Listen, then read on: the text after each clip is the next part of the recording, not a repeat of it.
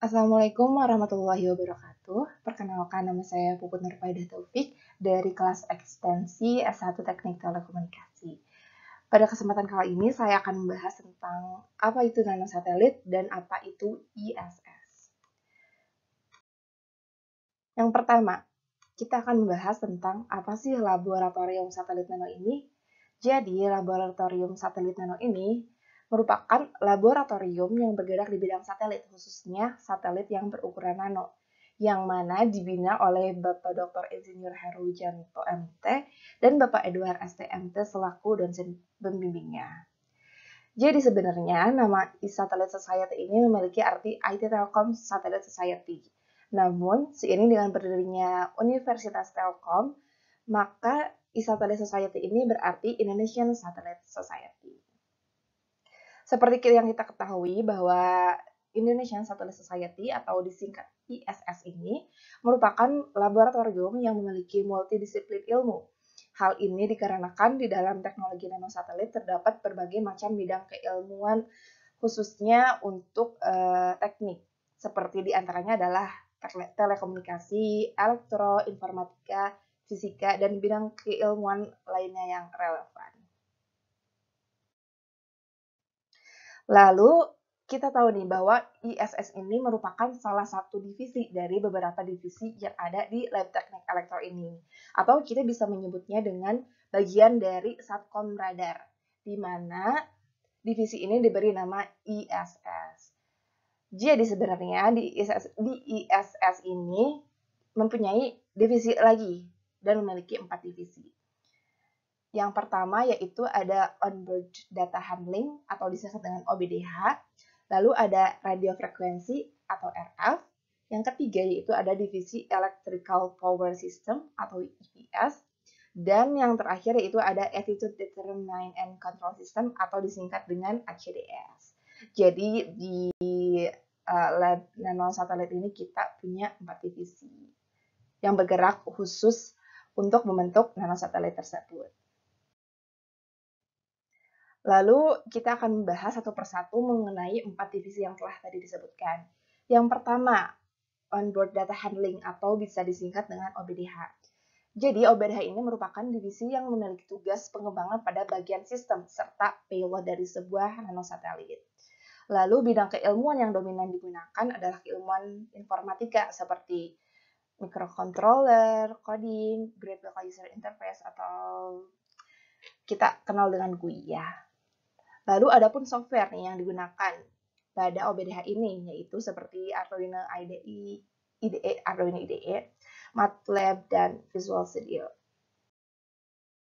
Yang kedua yaitu ada radio frekuensi atau RF. Jadi RF ini sebenarnya sangat berkaitan dengan bidang telekomunikasi. Mengapa? Jadi karena divisi ini memiliki tugas riset dan pengembangan pada sistem komunikasi yang dibangun. Jadi nanosatelit dengan stasiun bumi dan sebaliknya juga. Nah, seperti yang kita ketahui bahwa di RF ini merupakan sangat berkaitan erat dengan telekomunikasi. Jadi bidang keilmuan yang banyak digunakan pun adalah bidang keilmuan telekomunikasi seperti antena, filter, amplifier, dan perangkat telekomunikasi lainnya. Lalu adapun software nih yang digunakan adalah seperti CSS Studio, lalu ada Advanced Design System, dan lain sebagainya. Lalu kita bahas yang ketiga yaitu Electrical Power System atau kita bisa singkat dengan EPS. Jadi EPS ini itu memiliki tugas pengembangan pada bagian sistem catu daya dari nanosatelit tersebut. Lalu adapun bidang keilmuan yang dominan digunakan adalah bidang keilmuan elektronika. Jadi seperti RL atau rangkaian listrik, regulator, solar panel, dan baterai. Adapun software yang banyak digunakan adalah seperti eSpice, AltaSpice, dan lain sebagainya kayak Process Design Suite dan Altium. Dan yang terakhir yaitu divisi Attitude Determinant and Control System atau kita bisa singkat dengan ADCS. Jadi ADCS ini merupakan divisi yang memiliki tugas pengembangan pada bagian struktur, sikap, dan kontrol pada suatu nanosatelit. Lalu ilmu yang digunakan dalam ADCS ini yaitu ilmu yang dominan meliputi elektro, dan fisika. Adapun software yang banyak digunakan adalah CST Studio, SolidWorks, Proteus Design Suite, dan Corel Draw. Setelah kita mengetahui 4 divisi tadi, kita masuk ke apa saja sih jenis kegiatan yang ada di lab nanosatelit ini. Yang pertama itu ada riset. Jadi biasanya dilakukan riset untuk membahas lebih lanjut mengenai nanosatelit ataupun bidang keilmuan lainnya yang berhubungan dengan nanosatelit. Lalu ada satelit festival. Jadi di satelit festival ini dibagi lagi nih. Jadi di dalam satelit festival itu ada open lab, ada seminar nasional, dan ada pun pelatihan lainnya. Dan yang terakhir ada jenis kegiatan pengabdian masyarakat. Selanjutnya nih, setelah kita mengetahui apa itu lab nanosatelit yang ada di Telkom atau Telkom University, kita harus tahu nih. Jadi apa sih nanosatelit itu? Jadi secara singkatnya, nanosatelit itu adalah satelit yang berukuran mini atau kecil, yang mana ukurannya itu 10 kali 10 kali 10 cm.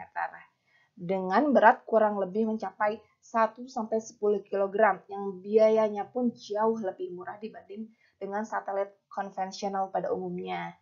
Jadi seperti yang kita ketahui kan bahwa satelit konvensional pada umumnya itu untuk peluncuran satelit biayanya besar dan tidak murah.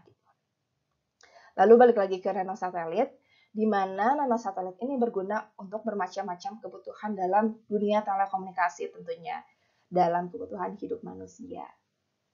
Jadi, satelit nano yang berbentuk sangat kecil jika dibandingkan dengan satelit konvensional ini diyakini tidak optimal fungsinya jika diluncurkan dalam jumlah sedikit. Memiliki bentuk yang jauh lebih kecil dari satelit biasa, sehingga fungsi satelit nano ini terbatas.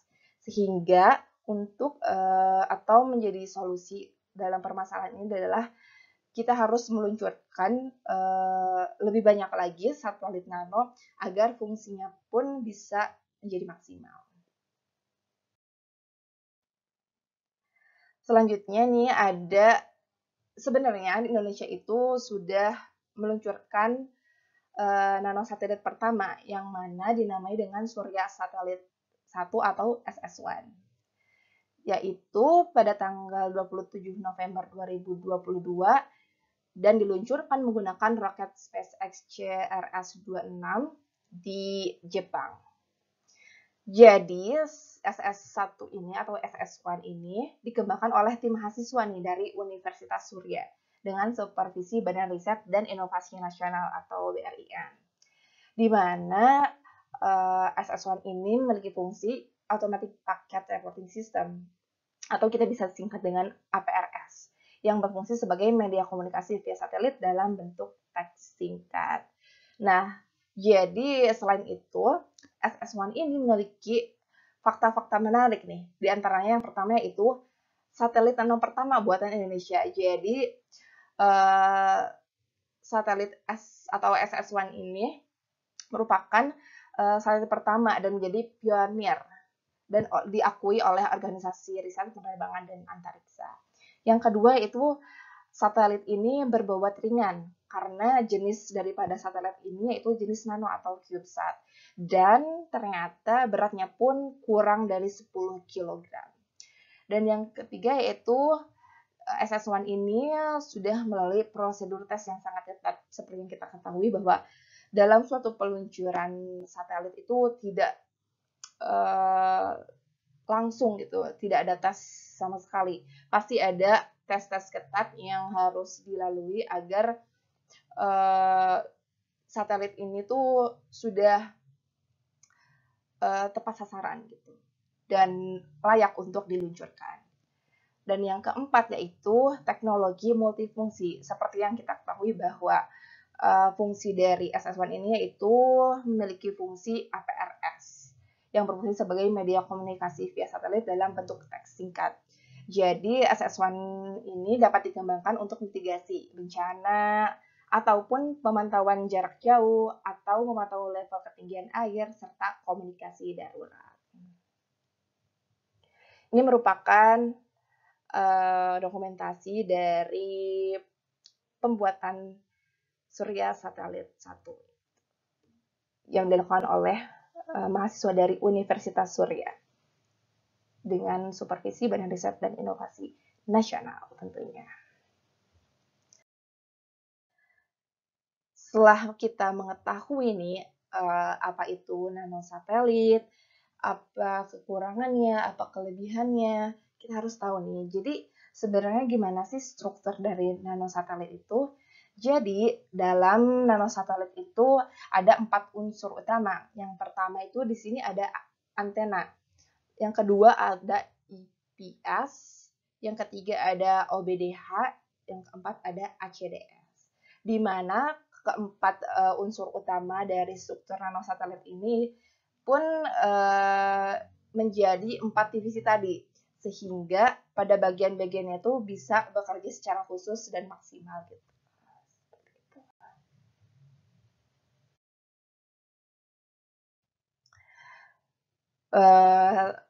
Mungkin cukup sekian presentasi dari saya. Mohon maaf bila ada kesalahan. Semoga informasi yang saya sampaikan dapat bermanfaat untuk kalian semua yang menonton.